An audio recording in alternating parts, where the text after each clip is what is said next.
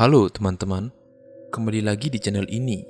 Dan di video kali ini, aku akan membahas sisi lain dari seorang pekerja pembuatan badai, atau bisa dikenal dengan sebuah tempat maupun wadah jenazah, yang menggunakan satu atap atau tumpeng saat diadakan acara ngaben.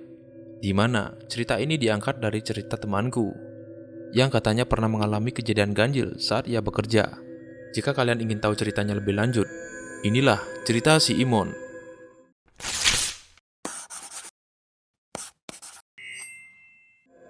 Pada bulan kedua 2017 silam, dewasa atau hari baik untuk upacara di agama Hindu sangatlah banyak.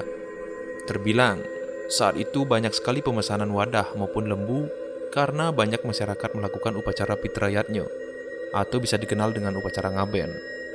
Wadah dan lembu ini juga bisa disebutkan merupakan sebuah sarana upacara ngaben.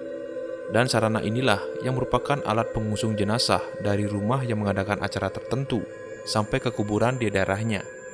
Akan tetapi, selain banyaknya orderan masuk saat itu, seorang pengrajin wadah yang masih berada di Pulau Bali ini dengan gencarnya bekerja. Karena saat itu merupakan kesempatan untuk mendapatkan uang banyak, ulasnya. Seseorang itu bisa kita sebut namanya dengan Pak Dharma, karena nama aslinya sangat privasi. Pak Dharma sudah 5 tahun bekerja sebagai pengrajin wadah dan juga lembu. Ia merupakan seorang pengrajin yang handal dan mampu menyelesaikan beberapa kerumitan saat pembuatan wadah tersebut. Akan tetapi, banyak yang tidak menyadari, bahkan mengetahui, sisi lain dari pembuatan wadah tersebut.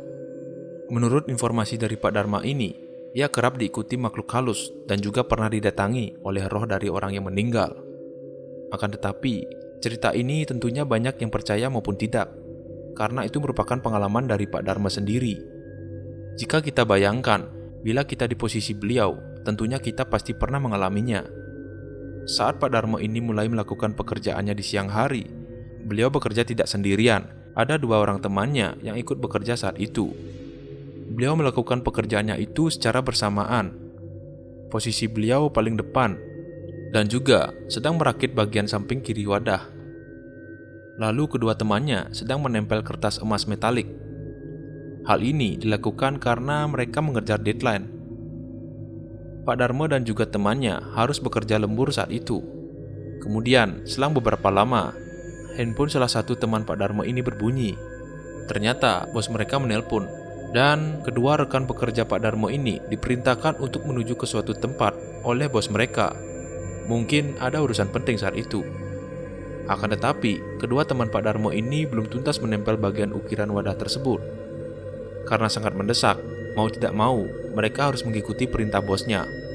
Dan ditinggallah Pak Dharma sendiri di tempat bekerja.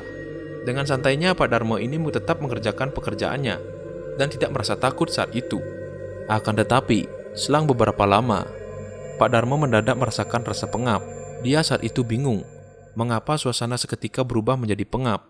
Lalu ada sebuah kepala lembu yang berada di dinding tempat ia bekerja, bergerak dengan sendirinya. Awalnya Pak Dharma melihat kejadian itu merupakan halusinasinya sendiri. Tetapi, lama-kelamaan ternyata secara sadar, ia melihat pergerakan kepala lembu tersebut. Dia mengira ada yang mengerjainya karena sebelumnya ia pernah dikerjai oleh temannya dan ditakut-takuti dengan menggerakkan kepala lembu itu. Tetapi, untuk sekarang sangat aneh. Tidak ada teman dan tidak ada siapa-siapa. Kepala lembu itu mengangguk-angguk. Dan selain itu juga, saat waktu bersamaan, ia melihat tempelan ukiran dari kerjaan temannya tuntas. Padahal sebelumnya pekerjaan temannya itu belum kelar dan masih setengah jadi. Hal inilah yang membuat Pak Dharma merasa ketakutan saat ia bekerja sendiri di tempat bekerjanya. Kemudian saat kedua temannya Pak Dharma ini kembali, ia mengira bahwa Pak Dharma lah yang melanjutkan pekerjaannya. Akan tetapi, Pak Dharma ini mengatakan tidak. Dia tidak sadar bahwa tempelan ukiran itu seketika sudah tuntas. Dan bagian-bagian dari ukiran tersebut sudah tertempel dengan kertas metalik. Akan tetapi kedua temannya Pak Dharma ini tetap bersikukuh dan mengatakan bahwa Pak Dharma lah yang melanjuti pekerjaannya itu sampai tuntas.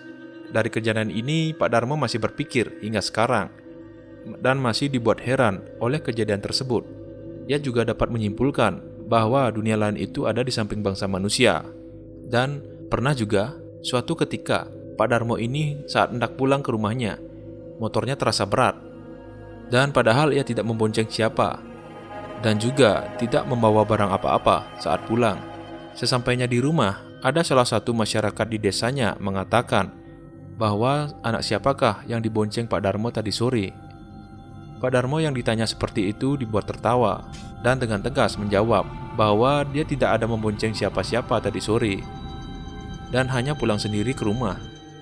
Tetapi, salah satu masyarakat itu melihat dengan jelas bahwa Pak Darmo ini kemarin sore sedang membonceng anak. Tetapi, salah satu masyarakat itu melihat dengan jelas bahwa Pak Darmo ini kemarin sore sedang membonceng anak kecil yang wajahnya sangat putih. Lantas, dengan pernyataan itu, Pak Darmo merasa bingung dan terdiam. Dari kejadian aneh yang ia rasakan, sontak membuat Pak Darmo ini libur 2 hari dari pekerjaannya. Karena ia merasakan aneh pada dirinya. Dan selain dari pengalaman Pak Darmo itu, ada yang lebih menjanggal dan seram. Ketika Pak Darmo meninggalkan handphonenya di tempat ia bekerja, ia pun kembali ke sana saat malam hari. Kemudian, saat ia masuk ke gudang tersebut, ia pun mulai mencari handphonenya. Ternyata, handphonenya itu berada di depan keropak, atau bisa disebut dengan tempat alat-alat. Seusai dia mengambil handphonenya, secara tidak sengaja, Pak Darmo ini melihat ada sebuah makhluk seukuran manusia yang duduk di tengah wadah ataupun badai itu. Hal inilah yang menyebabkan Pak Darmo berteriak dan histeris, sehingga menyebabkan ia terjatuh seketika. Lalu, Pak Darmo pun kembali ke rumah dengan sangat cepat dan bergegas mengambil motornya, lalu kembali ke rumah dengan sangat cepat. Dengan kejadian itu, keesokan harinya, Pak Darmo melaporkan kejadian tersebut ke bosnya. Lalu bosnya tidak heran dengan hal yang dialami oleh Pak Darmo. Bahkan bos Pak Darmo ini sudah sering diganggu dan juga melihat makhluk tak kasat mata tersebut. Hal ini sudah biasa baginya.